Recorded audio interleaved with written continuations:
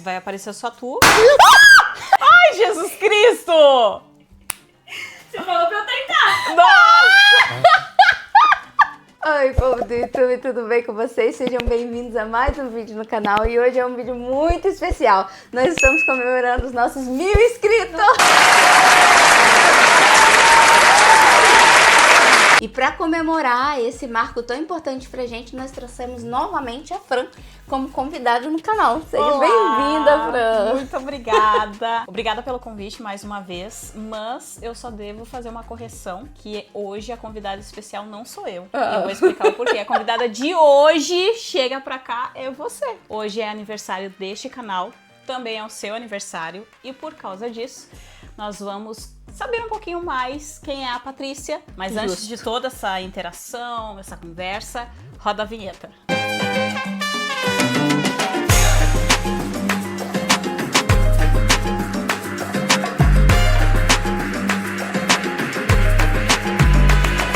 Nossa convidada de hoje é Patrícia Ruela, capixaba de Vitória, no Espírito Santo, tem 29 anos e é formada em Direito há 4 anos pela Faculdade Multivix. Tem um MBA em Direito Previdenciário e Trabalhista, uma pós-graduação em Gestão de Escritórios Jurídicos. Atualmente, ela se dedica ao mestrado em Direito Civil pela Universidade de Lisboa, conciliando então os seus estudos com os seus projetos pessoais, como este canal aqui que você acompanha, para incentivar os estudantes, aqueles que se dedicam a vir estudar no exterior, com tantos conteúdos significativos para você. Então, seja muito bem-vinda, Patrícia, ou melhor, Pati Ruela. Obrigada, Fran, por me introduzir ao meu canal. Eu acho que nunca foi feita essa introdução. Exatamente. Então, eu estou muito feliz de estar no meu canal.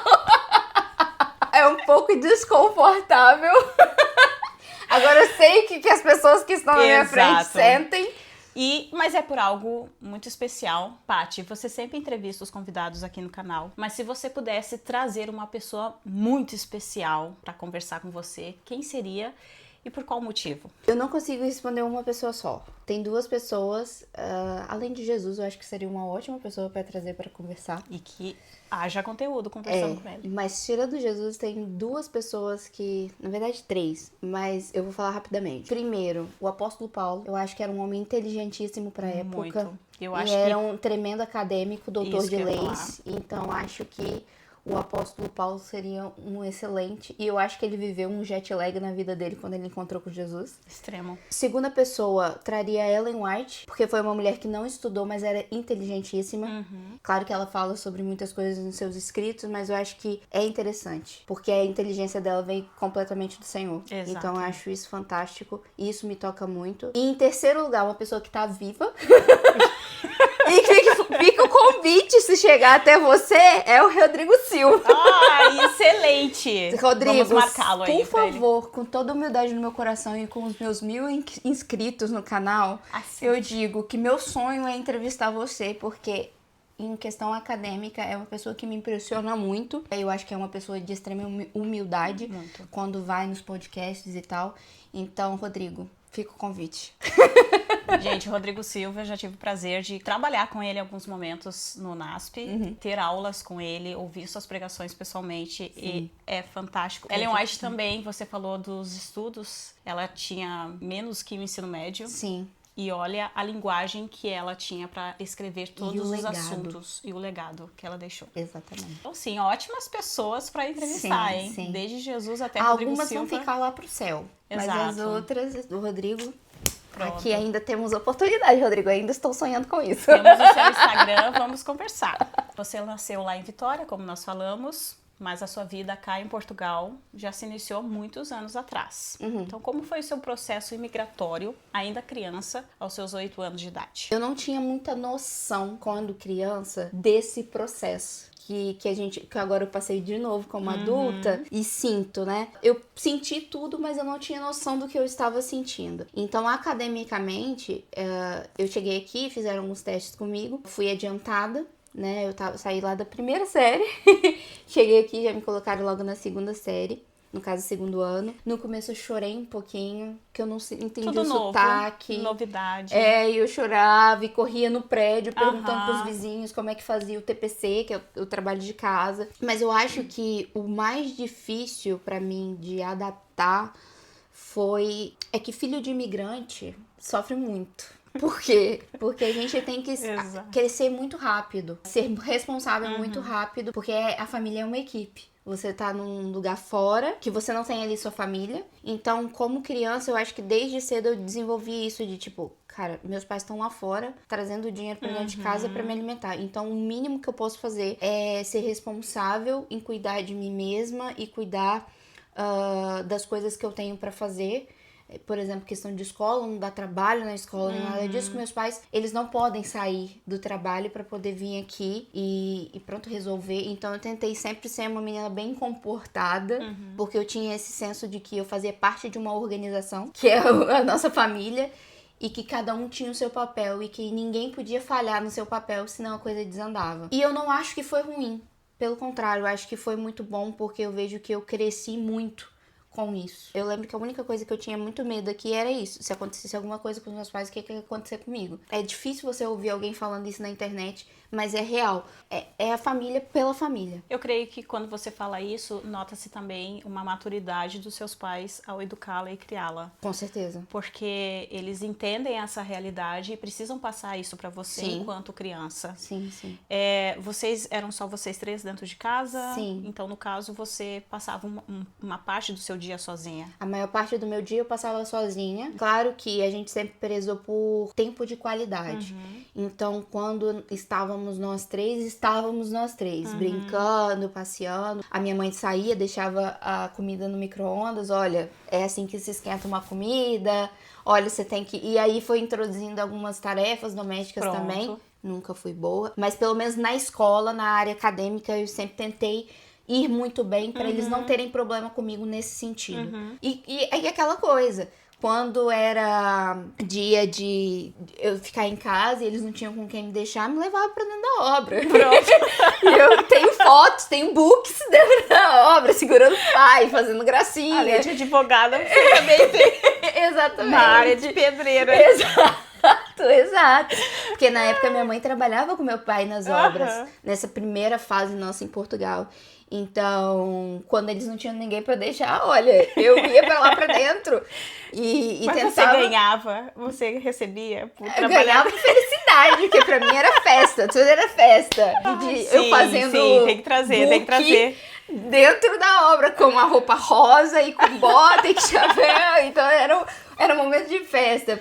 Criança, né? Então a gente não tem muita noção, mas ali de maneira lúdica eu fui aprendendo a importância do trabalho, a importância de ser responsável. Falo que foram os melhores 7 anos da minha vida. Bem, você já ganhou alguns prêmios por mérito e excelência no ensino fundamental. E eu acredito que, além de deixá-la feliz, né, por ser reconhecida ainda no fundamental, isso significou algo positivo na sua carreira e também na sua vida acadêmica. Então explique um pouquinho mais sobre o significado desses prêmios para você hoje e no decorrer dos seus estudos. Quando eu recebi esse prêmio, eu não recebi sozinha. Eu estudava numa escola aqui em Portugal, eu estava na 6ª série, no 6º ano. Eu fui colocada numa turma muito boa naquele ano. E era a professora Hermínia, nossa professora. Eu falo que é a única professora que eu acho que eu tenho no meu Instagram desde essa época. Nós sempre temos uma professora do coração, né? E a professora Hermínia, sem dúvida, é a professora do meu coração. E se eu não me engano, fomos 4 ou 5 alunos que ganhamos esse prêmio de excelência. E aí eu ganhei ainda também esse outro prêmio de honra, né, e de mérito, porque chegou um aluno brasileiro e me colocaram junto com ele, aqui as carteiras, que eles chamam, né, as cadeiras, eram de 2 lugares, então me colocaram junto com ele para poder estar ajudando na adaptação e tal, e como eles perceberam, né, meu engajamento ali, e eu sempre gostei de falar e de ensinar. Então, pra mim foi easy. E durante muito tempo, na verdade, esse prêmio não foi tão importante pra mim. Hoje, olhando pra trás, é muito importante. Eu estava num país que não era o meu. Até no último vídeo de entrevista que eu fiz, que eu gravei, foi com a Júlia, e a gente conversou sobre isso. A gente tem que correr muito atrás pra gente se destacar, né? Porque o método de ensino é diferente, enfim. E então, hoje, eu vejo com muito carinho esse momento. Bom, você, lá no fim do ensino médio, assim como a maioria dos estudantes de ensino médio, teve uma dúvida ali, ficou meio indecisa com o que iria fazer da sua vida profissional, qual curso iria fazer na faculdade, enfim. E aí, nesse processo, o que é que calhou para você finalmente escolher direito? Vamos lá. Eu entrevisto algumas pessoas aqui, né? Inclusive, eu quero agradecer a todo mundo, inclusive você representando, né? Os 6 entrevistados que nós tivemos na primeira temporada. E, cara, essa geração que tá vindo depois, a geração Z, Tá mas eles são muito mais decididos. Com 13, 14 anos, eles já sabem o que eles vão fazer da vida. E eu sinto que os zilênios, os milênios, não tinham essa certeza, sabe? Exato. Eu cresci falando que eu iria fazer medicina ou alguma coisa na área da saúde, porque era o sonho do meu pai. E quando eu cheguei no aqui seria 11º ano, no Brasil, 2º ano de ensino médio, eu fui numa exposição chamada Human Bodies. Essa exposição era corpos de pessoas mesmo, humanas, que doaram para estudos, né? E eles foram colocados em resina, em conserva, sabe? E aí tinha partes do corpo cortadas pra gente ver os tecidos, enfim. Aí eu já comecei, eu falei assim, o que tá acontecendo aqui, né? Mas quando... mas aí quando chegou na parte do... que eu vi um feto dentro de um vidro, assim. Eu falei, isso não é pra mim. Não vai rolar, não. Fora que tinha que estudar demais. Coisa que eu não gostava de estudar. Se fosse geografia, história, português, eu tava lá pra estudar. Agora, biologia, química, não era uma coisa... não era minha praia. No 2º ano começou a crise. E aí? O que eu vou fazer, né? Chegou no 3º ano... Eu lembro que foi uma das fases mais difíceis da minha vida. Foi quando começou a desencadear a crise de ansiedade. Eu acho que bateu a adolescência mesmo ali, sabe? E os questionamentos E os também. questionamentos. E aí entra trabalho, aí entra pré-vestibular. Enfim, aquela loucura de último ano de ensino médio. E eu não sabia o que eu ia fazer. Eu tentei odontologia. Eu tentei psicologia, eu tentei jornalismo, inclusive passei por uma federal em jornalismo. Eu falei. Meu pai falou, não, jornalismo você não vai fazer, não. Engraçado que até meu pai meio que retrucou também isso, né? Não, ele falou assim, se você for fazer o jornalismo, você vai fazer por aqui, você não vai pra longe, não. Porque eu tinha passado pro sul, Rio Grande do Sul. O meu. Tentei, aí coloquei na minha cabeça que eu ia fazer engenharia ambiental. Fui fazer o vestibular, na época tinha 2ª fase ainda. Foi o último ano de 2ª fase. Gente, mas são caminhos distantes, totalmente! Né? Eu tava completamente jornalismo, perdida. Engenharia. Completamente. Fui fazer a prova, dormi na prova. Nossa. Não, que física, química, como é que eu vou fazer? Não dava. Aí eu passei por intercâmbio. Quando eu voltei do intercâmbio, eu ainda estava... assim, mas foi bom que foi uma lufada de ar fresco. Descobri outras coisas, outros mundos. Imigrei de novo, né? Então, a mente abriu. Mas ainda assim, meus amigos, que eu vou fazer letras em inglês. Eu falei, não, isso não é pra mim. Não. E a regra lá em casa era, você não vai fazer nada pra ser professora. Não professora de ensino médio. Quer ser professora, vai ser professora universitária. Aí eu falei assim, cara, eu vou fazer história. Eu amo história, vou fazer história. Como é que eu vou falar com meu pai que eu vou fazer história? Aí começou nisso. Eu preciso fazer alguma coisa que tenha história. Um dia, organizando os papéis em casa, eu encontrei um papel. Lá do meu 1º ano de escola, que eu nem sabia escrever. Tava nos garranchos. E aí, tava lá, a profissão que a criança quer ter. Tava advogada. Aí eu falei... Em letras garrafais aí. Em letras ridículas, que eu não sabia escrever. Na época eu queria ser advogada porque eu achava bonito ser advogada. Com 7 anos de idade. Você não sabe o que um advogado faz. Eu achava bonito as roupas que usava e tudo. Achava uma profissão chique. Sim. Eu falei, por que não? Então, foi aí que eu decidi pelo direito. Tentei fazer um curso técnico em RH. Todo um rolê, deu tudo errado. Tudo errado. E aí, um dia, a gente trabalhava na feira, na época. um amigo meu que estudou comigo, chegou, não, da igreja, ele não estudou comigo, ele era da igreja.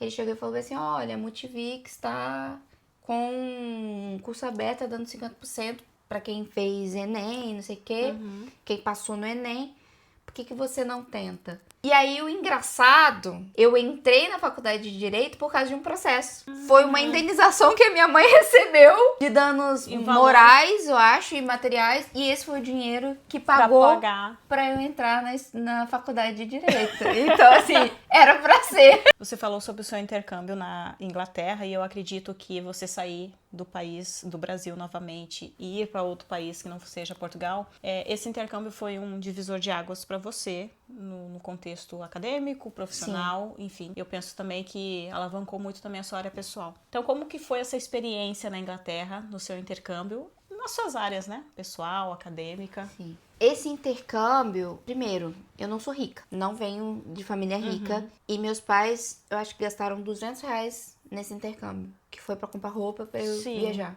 só. E me deram R$20 pra eu comer no aeroporto. Esse intercâmbio foi, mais uma vez, fruto de governo, né, de políticas governamentais. Eu fazia parte de um curso ofertado para quem estudava na rede pública, né, no ensino médio. Quem tivesse boas notas em português e inglês poderia se inscrever nesse curso, me inscrevi. E os alunos que tinham boas notas poderiam se inscrever para fazer um intercâmbio.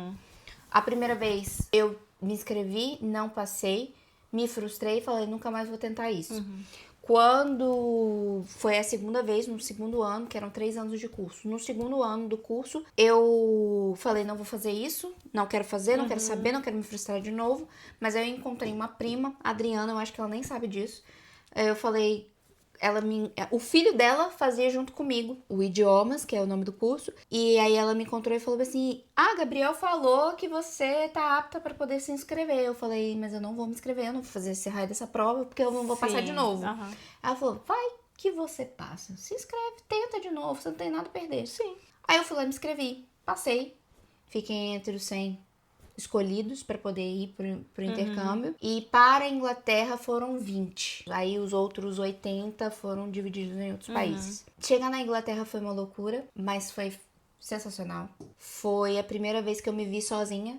Porque quando eu tava aqui em Portugal com os meus pais, eu estava com os meus pais, eu tinha um suporte. Era uma outra realidade, exato. Lá não. Sua segurança. Lá tava eu por mim, Sim. né? Então, foi um momento de muita apreensão, mas de muito aprendizado, tanto fisicamente, quanto espiritualmente, quanto mentalmente. Me conectei com muitas pessoas bacanas. Tive que aprender na marra a diversidade, e não estou falando na diversidade com outros países, tá? Estou falando da diversidade dentro do nosso próprio país. Porque eram pessoas com pensamentos muito diferentes juntos. Então, pensamentos políticos, visões religiosas, e a gente tinha muito essa troca. Então, acho que foi ali que foi me quebrando para me tornar uma pessoa mais tolerante até. Então, eu cresci muito. Essa Patrícia de 29 anos agradece muito essa Patrícia de 18 de ter tentado novamente. Sim. Porque foi um divisor de águas. Você estudou em uma universidade particular, certo? Como que foi o processo de pagar as matrículas, se você ganhou bolsa, se foi tudo pago pelos seus pais? Difícil no começo. A gente lutou muito o primeiro período para poder pagar, mesmo sendo metade de uma faculdade. Na época ainda era muito dinheiro, né? Então a gente lutou muito. Na época a gente trabalhava na feira, que no final do ano eu tentei o Enem de novo. Já tinha me inscrito, então eu falei, cara, vou tentar, vou lá fazer a prova. E foi a minha melhor nota no Enem. Eu tentei o ProUni. Falei, não vou tentar SISU e nem vou tentar o FIES. Não aceito. Sim. Eu quero continuar na minha faculdade, eu quero continuar com a minha turma, então eu vou tentar ProUni. Tinham 4 vagas só para bolsa de 100% na Multivix. E algumas para 50%. E aí eu me inscrevi como primeira opção 100% e 50% como segunda opção, mas tudo para a mesma faculdade. Arrisquei tudo na mesma faculdade. E eu lembro que foi uma amiga minha que me disse o resultado. Eu tinha passado em 5º lugar para 100%. Só que a pessoa que passou em segundo lugar tinha passado em primeiro lugar para outro lugar, para outra faculdade. Sim. Então eu subi para quarto lugar e eu peguei a última bolsa de 100%. Nossa. E a de 50% eu passei em primeiro lugar. Então, obviamente, escolhi a de 100%. E da segunda mensalidade do segundo semestre pra frente, eu não paguei mais. E logo depois também entrei no estágio, fiquei 2 anos no estágio. E eu falo que Deus, ele sempre... Tanto a vinda para Portugal, a minha oportunidade de estudar aqui quando criança, a oportunidade que eu tive do intercâmbio, depois a faculdade, tudo eu vejo a mão de Deus. E ele me deu a oportunidade de estudar em lugares que só filho de rico poderia. Que eram os meus pais. Os meus pais não teriam condições. E ainda assim Deus proveu, sabe? Então é assim, eu sou muito grata e eu vejo a minha trajetória é 100% a mão de Deus. Paty, nós estamos falando muito sobre direito, então eu sei que foi um processo, a sua fase, né, que você mostrou, de agradecimento, reconhecimento pelo que os seus pais fizeram para você. Sim. Mas nós temos que falar que direito também tem outra parte um pouquinho difícil ali, que também causa atenção para quem é recém-formado, que é a OAB, né? Então, como que foi passar na OAB e ter o seu cartãozinho? Caos!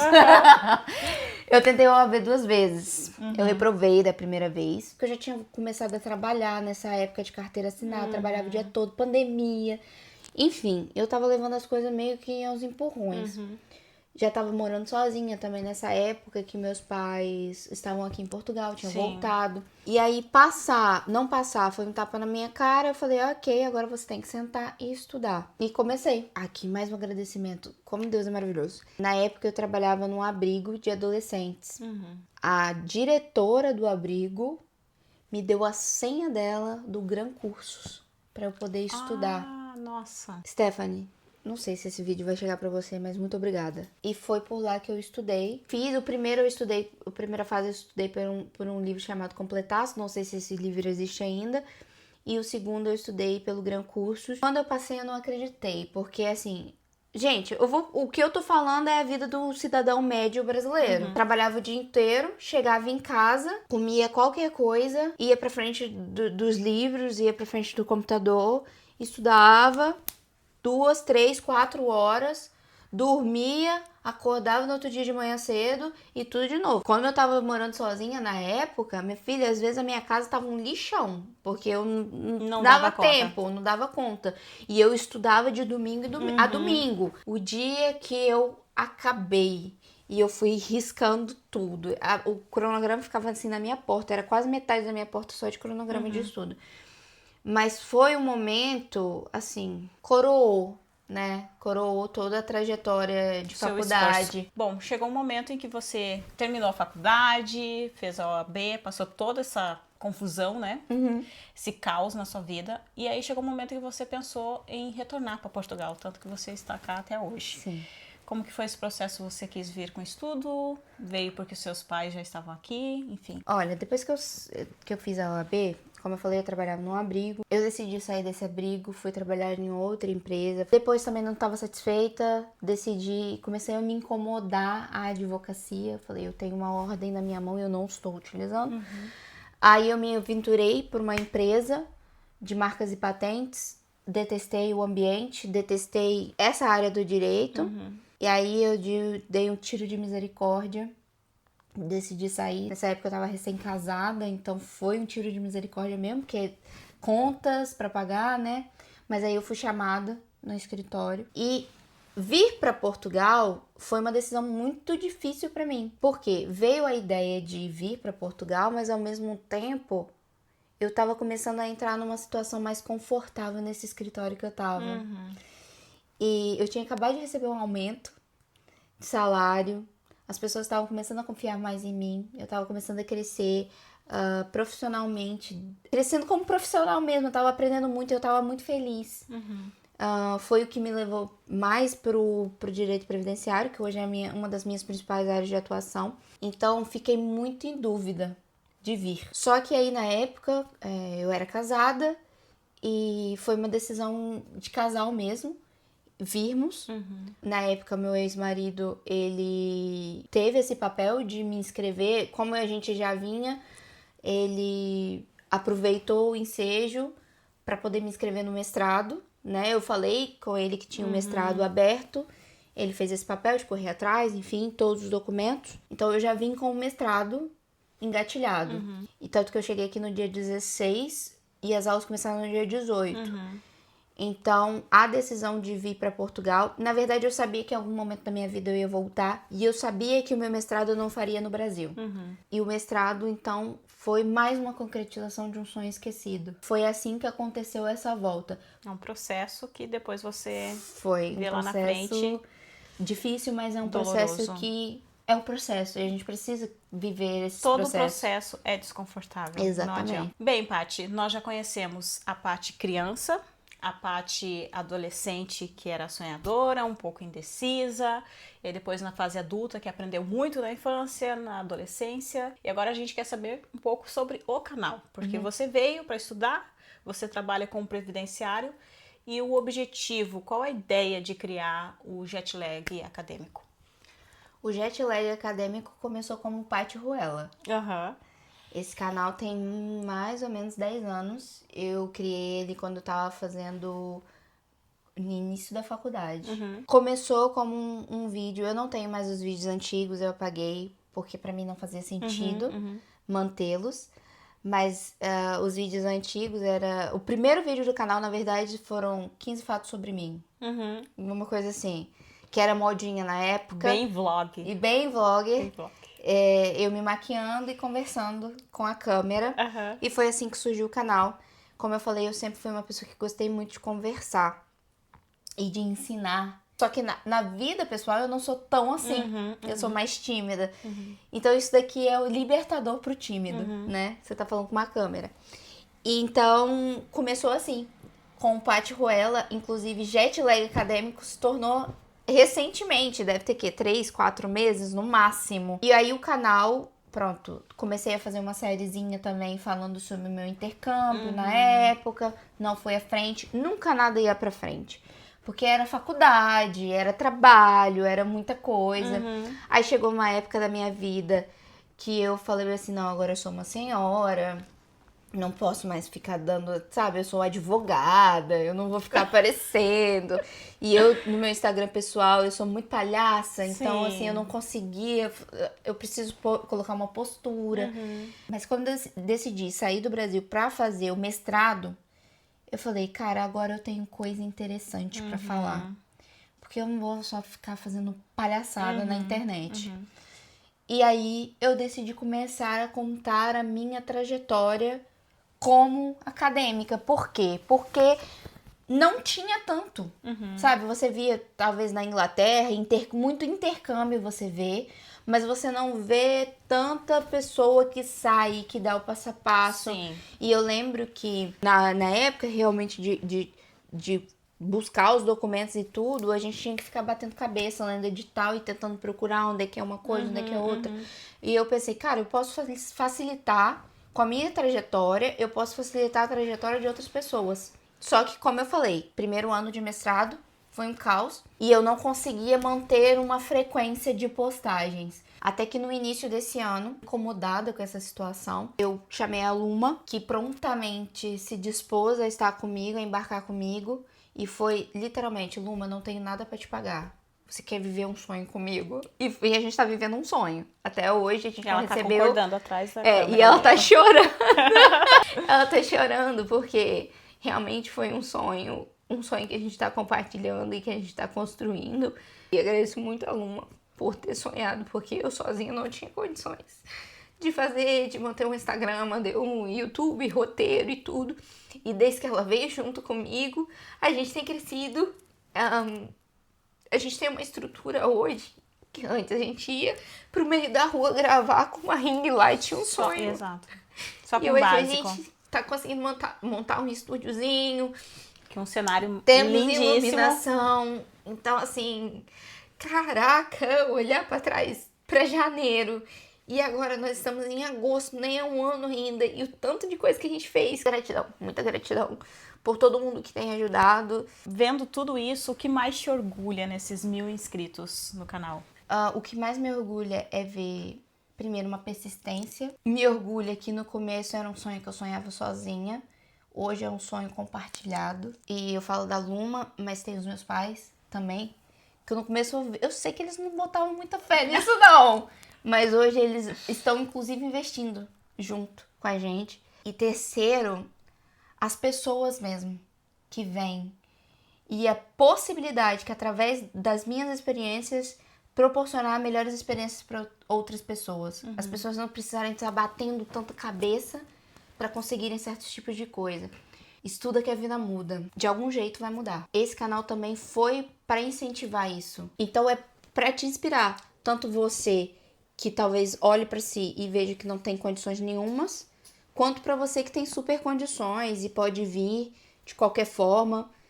Mas faça. Só faça. Seja pra cá, seja pra qualquer lugar. Faça alguma coisa por você, porque você estudar, você tá investindo em você. Eu estou observando, como eu já falei, né, a sua história, e eu percebo que a ideia do canal também envolve muita generosidade com as pessoas que estão tentando ou as pessoas que estão perdidas, né, com falta de orientação. Porque, assim como você, embora você tenha um contexto diferente, mas eu também tive que pesquisar muito para poder estar aqui hoje, porque eu vim sozinha e eu não tive apoio de pais, Exato. eu não tive apoio de amigos, não tive apoio de ninguém, a não ser Deus. Sim. Então, Deus me deu a inteligência para buscar o conhecimento de como estar aqui hoje. Sim. Então, tudo foi YouTube, tudo foi artigos de Google, de pessoas que já passaram. Exato. Então, esse canal, além de ser um seu trabalho, ele também é uma fonte de generosidade. Então, Que bom. isso é uma bênção, né? Agora, qual a missão da assessoria estudantil que você oferece para quem quer estudar aqui em Portugal? A assessoria é algo recente, né? Primeiro veio o canal, depois, pronto, gente, então a gente tem que comer, né? Trouxeram essa ideia. Patrícia, poxa, você já tá ensinando de graça. Sim. Por que não abrir uma assessoria? E aí a gente, em comum acordo, eu e Luma decidimos abrir essa assessoria, porque também a gente tava tendo muita demanda de gente perguntando Exato. pra gente, principalmente no Instagram. E agora que a gente deixa nosso WhatsApp também aberto, então muita gente no WhatsApp. Então o propósito da assessoria é o mesmo do canal.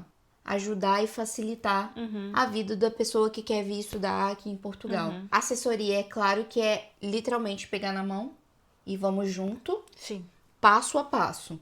O canal é mais, estou te mostrando e agora com isso você faz, né? A assessoria já é o contrário. Mais mastigadinho. Mais mesmo. mastigado, de pegar documento, olhar documento, faz assim, faz assado, manda desse jeito, não, isso não tá bom. Porque tem pessoas que às vezes chegam pra gente e o único problema é, olha, ok, eu consigo fazer candidatura sozinho, consigo fazer visto sozinho, mas eu não sei pra onde que eu devo ir, não sei pra qual faculdade ir. E aí a gente também tem esse serviço, a gente vemos o perfil do aluno, que preenche-se um formulário, entendemos o que o aluno quer e aí vamos atrás de faculdades. Olha, essa daqui, então estão dentro do seu perfil.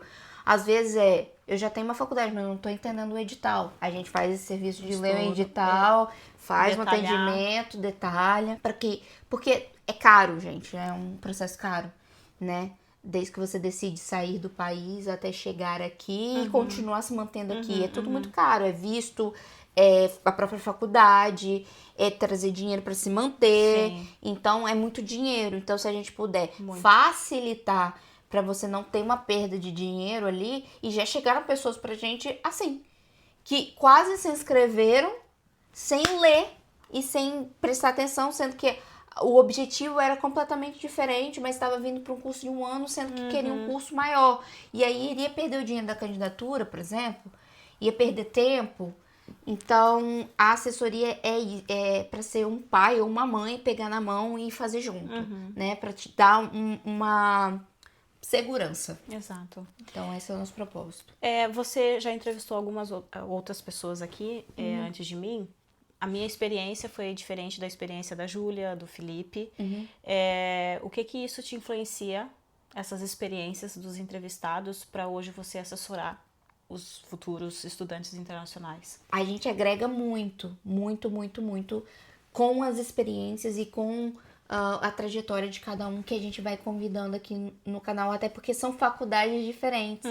Esse ano, tirando a Joyce, que é a mesma faculdade que eu, se eu não me engano, a gente trouxe cursos completamente diferentes. Sim. Paty, diante de toda a experiência de vida que você tem, principalmente a acadêmica que você está vivendo agora, qual conselho você deixa, então, para as pessoas que estão assistindo a este vídeo? Seja resiliente, siga firme. Estudar não é fácil, a gente passa por muitos perrengues, seja aqui, seja no Brasil, seja nos Estados Unidos, seja na Inglaterra, seja onde for. A gente passa por muita coisa. E a gente é desafiado o tempo inteiro, mas eu acho que essa é a graça da vida. Uma coisa que a Piera falou e eu vou parafrasear é: tenha muita humildade quando você vai emigrar, quando você é um aluno estudante internacional. O seu sistema não é igual ao sistema do país que você está indo. Então esteja disposto e aberto a aprender, a ensinar se te derem oportunidade. E eu acho que uma coisa que eu sempre usei muito na minha vida, e eu falei agora com a Fran: esteja disposto a falar, seja uma pessoa comunicativa, vá atrás dos seus sonhos, mas também esteja disposto a ouvir e a dar conselhos quando forem pedidos e a ser um bom amigo. Aqui fora ninguém se faz sozinho, a gente se faz de amizades que vão se tornar família, então você não é uma ilha. Uma vez um cantor falou isso em uma pregação que eu ouvi, o Jefferson Pilar. Ele falou assim que quando ele tava no NASP, ele foi muito ombro pra chorar, mas ele não tinha nenhum ombro pra ele chorar. Seja um ombro para as pessoas chorarem, para que quando você precisar chorar, você também tenha um ombro amigo. E mais importante de tudo, é tudo fruto de Deus. Deus, ele é o autor da vida, ele é o autor da minha vida. E esse canal você pode ter certeza que também é vontade dele. E não estaria acontecendo se não fosse a vontade dele. Então, se esse conteúdo está sendo entregue para você, foi Deus que mandou ele para você, porque você estava precisando em algum momento da sua vida. Saiba que existe um Deus, que ele arquiteta tudo e ele é o arquiteto da sua vida. Bom, chegamos ao fim dessa conversa maravilhosa. Paty, eu quero te dizer que eu aprendi muito contigo, ouvindo a tua história de infância, tua família, enfim, foi muito proveitoso, né? E eu tenho certeza que eu levarei lições desta conversa muito boa, que na verdade eu te entrevistei mais, enfim, né, mas foi muito bom te ouvir, ter esse espaço para te ouvir. E eu também te agradeço a oportunidade de ter retornado aqui ao canal como entrevistadora, né? Quem sabe nós possamos conversar outras vezes em outros momentos. Sim. Mas desde já eu te parabenizo pelos 1000 inscritos deste canal, que ele cresça mais e mais, você estando à frente das câmeras, ensinando, orientando, a Luma também que está atrás das câmeras com a produção, enfim. E também, não só parabéns para o canal, mas parabéns para você, que hoje é o seu aniversário, 29 aninhos. O último nos 20. Exato, eu falo isso pra mim, porque nós duas temos a mesma idade, então Deus te abençoe muito. Obrigada, Deus te abençoe com o canal, Deus te abençoe na tua vida. Amém. Em todas as áreas, que te faça muito feliz. Amém. Obrigada, Fran, por estar aqui, por ter aceitado o convite de estar aqui de novo. Eu agradeço a você também, porque sem vocês a gente não chegaria a esses 1000 inscritos. Então, muito obrigada pela sua audiência, muito obrigada por seus compartilhamentos, muito obrigada por estar aqui, pelas suas perguntas. E é isso, gente. Esse é o vídeo de hoje. Espero que vocês tenham gostado. Não percam os próximos episódios. A gente tem muita coisa boa nessa segunda temporada do Jetlag Cast, que agora a gente tem o nome. E é isso. Um super beijo, fiquem com Deus, até o próximo vídeo e tchau, tchau!